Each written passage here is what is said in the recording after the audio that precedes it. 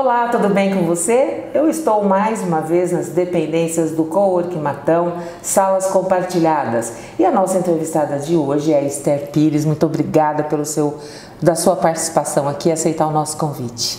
Olá, obrigada. Eu que agradeço, né? É um prazer enorme estar aqui com você também. Muito obrigada.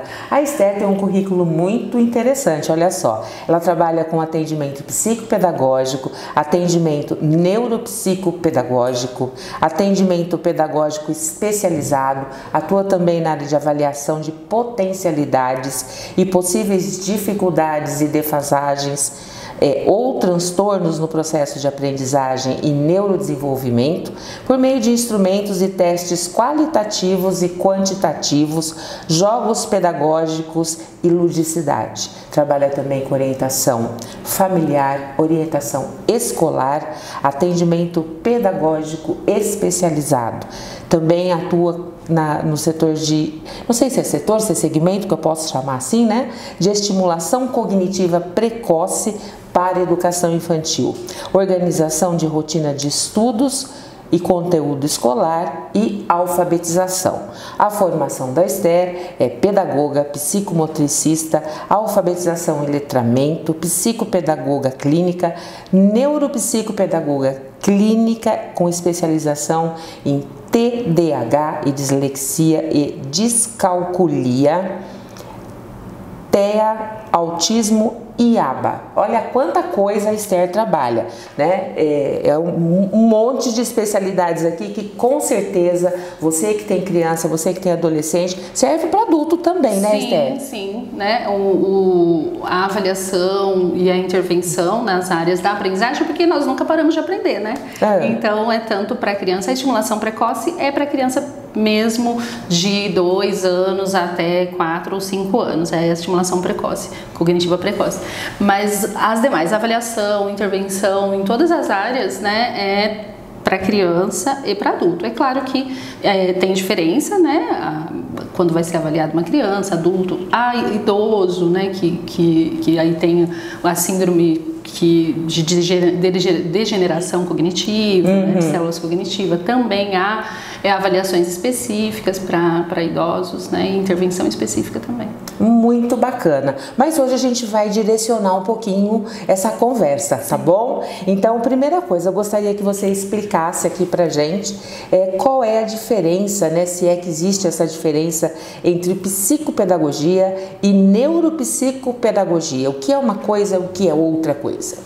É interessante essa pergunta, né, Eli? Porque há uma discussão, porque a neuropsicopedagogia é mais nova, tem aí acho que 15, 16 anos no mercado. A psicopedagogia já é uma ciência um pouco mais antiga. Então, primeiro, eu acho que antes de falar de diferença, né, a gente pode falar de onde é que elas convergem, né? E a psicopedagogia e a neuropsicopedagogia convergem na área de atuação que é com a aprendizagem. Então, as duas vão atuar na aprendizagem, né? Avaliando e intervindo, conseguindo identificar, né? Avaliando, identificando e intervindo nas áreas de aprendizagem. As diferenças são as bases teóricas, né, da pedagogia e da psicopedagogia. A psicopedagogia já existe graduação para psicopedagogia. Então, além de ser uma formação continuada na área de pós, ela também tem graduação. Então, não necessariamente você precisa ter uma graduação na área de educação para ser um psicopedagogo. Você pode fazer uma graduação em psicopedagogia. A neuropsicopedagogia não, só pode ser com uma especialização, né? E você se especializa, você precisa necessariamente ser pedagogo para ser neuropsicopedagogo? Não, você pode ser psicólogo, pode ser fono, né? E pode fazer essa educação aí continuada, essa pós-graduação.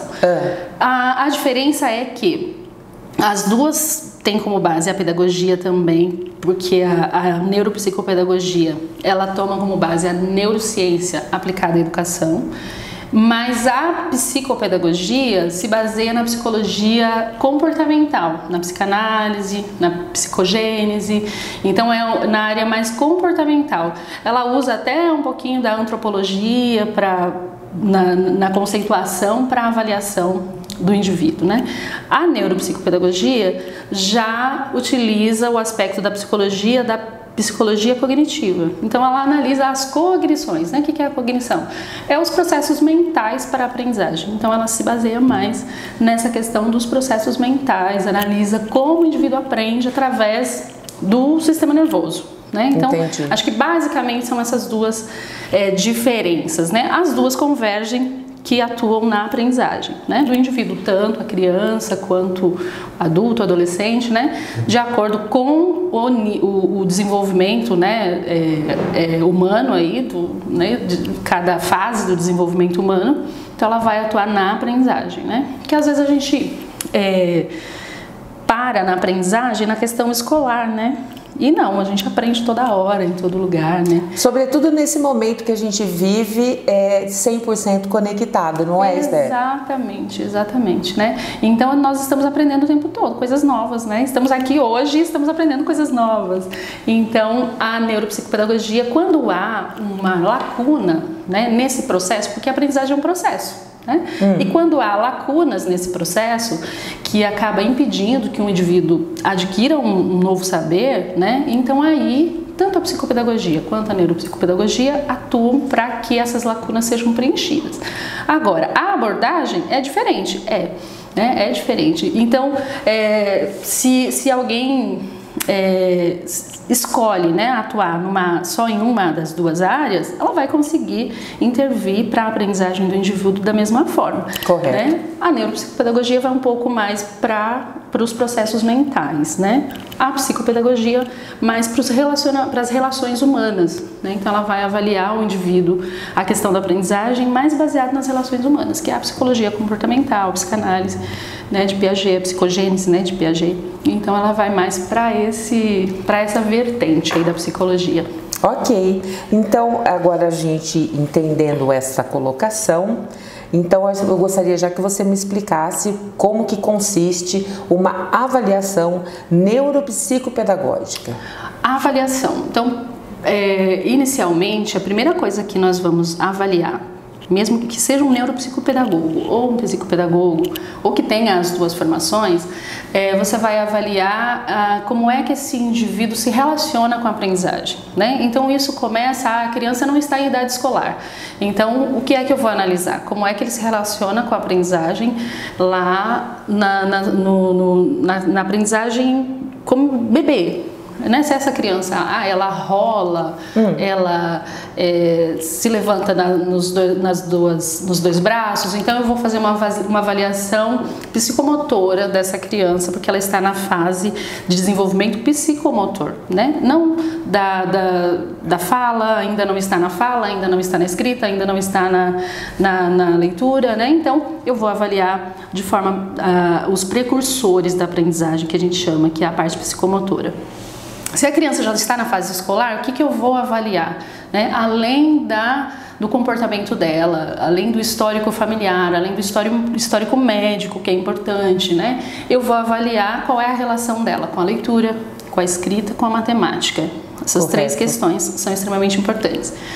A avaliação psicomotora, que é extremamente importante porque ela está intrinsecamente ligada à aquisição do conhecimento da escrita, da leitura, da fala, né? Então a avaliação consiste em avaliar o relacionamento familiar, a relação dessa criança com todo o processo médico mesmo, e avaliar as aquisições de conhecimento dentro da fase de desenvolvimento. Se ela está na fase escolar, então eu vou avaliar leitura, escrita, matemática, avaliar a questão psicomotora, né? E também uma questão bastante importante, que é da cognição, que é as funções executivas, né? Que a neuropsicopedagogia, principalmente, avalia isso mais profundamente, né? Baseado na neurociência aplicada à educação, que é a questão da atenção, a questão da memória, a questão do controle inibitório, né? Que isso interfere diretamente também na aquisição da aprendizagem.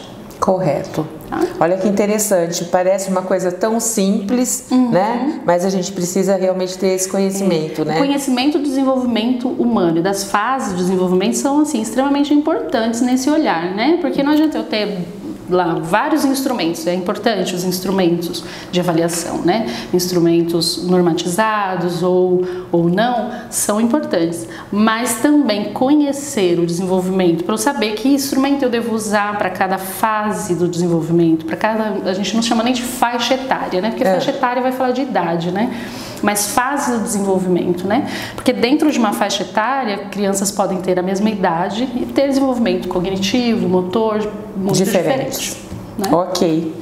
Bom, então a gente já entendeu um pouquinho desse conteúdo, agora vamos entender aquilo que é muito comum, né? A gente ouvir. O que é dislexia? Dislexia. Você é dislexo, mas o que significa isso? O que significa, né? Bem interessante essa pergunta.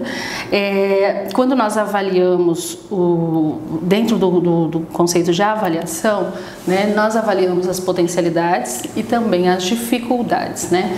E a dislexia, ela é um transtorno. Ele é um transtorno específico da aprendizagem, não é um transtorno do neurodesenvolvimento. Quando nós falamos de transtornos, né? Transtorno é tudo que transtorna, né? Que bagunça, vamos colocar numa palavra assim bem mais simples para se entender, né? O transtorno, ele bagunça alguma área da sua vida, né? E o transtorno específico de aprendizagem, que é a dislexia, o que ele bagunça? Ele bagunça a questão da leitura, a habilidade da pessoa, a habilidade leitora dessa pessoa, né? Então, somente a habilidade leitora? Leitora. Só a leitura. A escrita não? Não, porque a escrita é a desortografia. Então são três transtornos específicos da aprendizagem, que é a dislexia, a desortografia e a descalculia, que estão ligados à área da escrita, leitura e área matemática. Entendi. Então são três transtornos bem específicos, que eles são específicos da aprendizagem, né? Não é, ele está dentro do transtorno do neurodesenvolvimento, né? Que quando a gente vai para a área de transtornos, ela é muito ampla. Então tem os transtornos da fala, tem os transtornos motores, né? Que a disgrafia, por exemplo, ela está dentro do transtorno motor, que é a inabilidade de escrita mesmo, mas de escrita no sentido motor, né? Deixa eu te interpelar só um pouquinho aqui para a gente tentar entender isso melhor. Sim.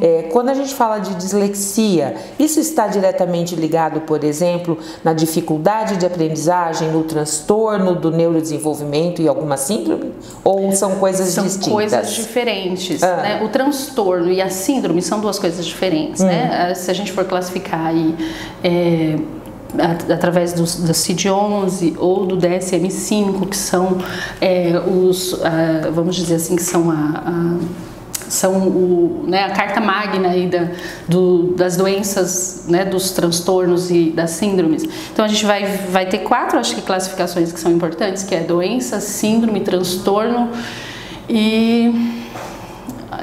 não vou me lembrar agora, mas vamos colocar essas 3. Doença é aquilo que é facilmente identificada a causa, né? Então eu tô com pneumonia, então eu tenho lá uma bactéria no pulmão, que essa bactéria evoluiu para uma colônia de bactérias e aí eu tenho pneumonia. Então eu tenho uma causa específica, uma doença. Correto. Uma síndrome. Síndrome, a palavra mesmo, se você for analisar de forma morfológica, né? A palavra significa conjunto de sintomas, né? Síndrome. Então, por exemplo, se a gente for citar a síndrome mais comum, mais conhecida, que hoje ela é o T21, né? Mas é a síndrome de Down, né? Hoje ela tem uma nomenclatura diferente pelo DSM-5, mas ela é a síndrome de Down. Então, o que é a síndrome de Down? O que eu tenho de certo sobre a síndrome de Down? Eu tenho de certo que é uma modificação genética no cromossomo 21. Isso é o que eu tenho certo.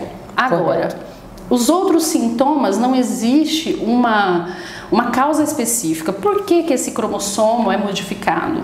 Também não se chegou ainda a uma conclusão a respeito disso, a ciência. Então, isso é chamado de síndrome, né? Porque ela é um conjunto de sintomas sem uma causa especificada, assim, identificada corretamente. Então, isso é síndrome. A doença tem uma causa e consequência muito certa e ela é curável. A síndrome já não. Ela não tem cura. Quem tem uma síndrome, ela qualquer tipo de síndrome não tem cura. A maioria delas, né? Se você for citar, por exemplo, a síndrome acho que de Burnout, né? Ela pode ter uma melhora significativa com uma terapia correta, né? A síndrome de Down, há uma melhora significativa. A criança com síndrome de Down, ela tem comprometimentos motores, muscular, né, na língua, a língua é pesada, por isso que demora a falar. Mas com a intervenção correta, ela tem um avanço muito grande. Mas não é eliminado esses sintomas, né? Eles podem ser melhorados, eliminados não. O transtorno, ele pode ser decorrente de uma doença, né, e vir aí o transtorno, por exemplo, da ansiedade, se for para o lado da psicologia, né, mas se nós nos atermos à área da aprendizagem, o transtorno é o TDAH, né, transtorno do desenvolvimento da atenção e da hiperatividade, né? Ele pode ser só atencional, pode ser só hiperativo, impulsivo e pode ser combinado, né? Então a pessoa que tem um transtorno, o déficit de atenção e hiperatividade, então pode ser que ele seja só uma criança hiperativa, pode ser que ele seja só uma criança desatenta, pode ser que seja combinado, né? Que seja desatenta, hiperativa e impulsiva. Como é que a gente detecta isso na criança? Com uma avaliação. Somente com avaliação? Com uma avaliação.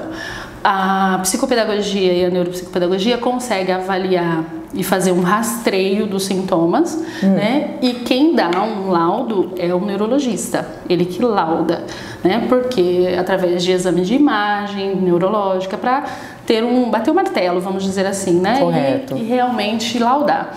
Mas a intervenção é feita pelo psicopedagogo ou neuropsicopedagogo também, porque são intervenções nas áreas das funções cognitivas, né?